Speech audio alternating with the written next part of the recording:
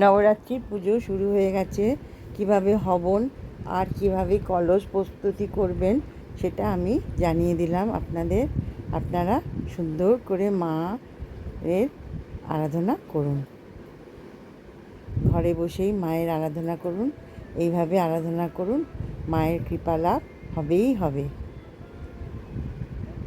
হবন প্রস্তুত করতে হয় এইভাবে, দেখুন। একটি মাটির সরা নিতে হবে, তার মধ্যে ঘুঁটে, গোবর দিয়ে তৈরি করা যে ঘুঁটে সেটি ভেঙে নিতে হবে। তারপর তার মধ্যে একটি ইলাচি দানা এবং জোড়া লবঙ্গ দানা দিতে হবে।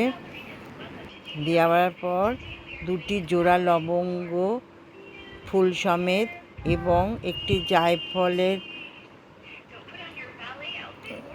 পুরো গোটা ফলটি আর একটি দেশি ঘি 1 চামচ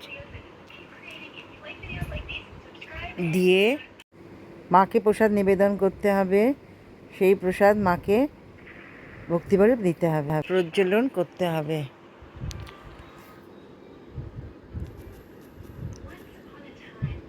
এইভাবে দিয়ে প্রজ্বলন করে এটিকে বলা হয় হবন তৈরি করা। এইভাবে প্রজ্বলন করে মায়ের সামনে রাখতে হবে এবং মাকে যে মঙ্গল পান পাতার উপরে একটি সিঁদুরের ফোঁটা, চন্দনের ফোঁটা, একটি সুপুরি, কয়েক দানা মিছরি আর 2টি লবঙ্গ দেয়া এই পান পাতা যে উৎসর্গ করা হয়েছে মাকে, সেইটি মুড়ে নিয়ে মায়ের সামনে ওই হবনের মধ্যে ঢালতে হবে, রাখতে হবে। সেটিও প্রজ্বলন করতে হবে। এরপর মাকে ওইটি দিয়ে আরতি করতে হবে, আরতি করে মার সামনে রাখতে হবে।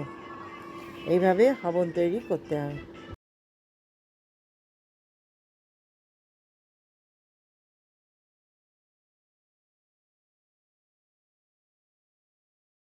হবন প্রস্তুত করে মাকে আরতি করুন।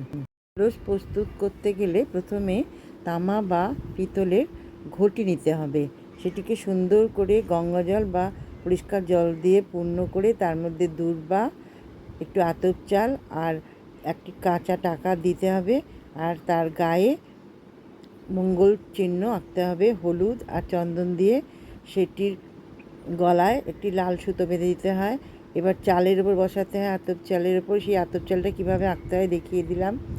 এইভাবে বসিয়ে তার উপরে আম্রপল্লব 7টি 9টি 5টি 7টি 9টি আম্রপল্লব নিয়ে সেটিকে প্রথমে জলে রাখতে হবে।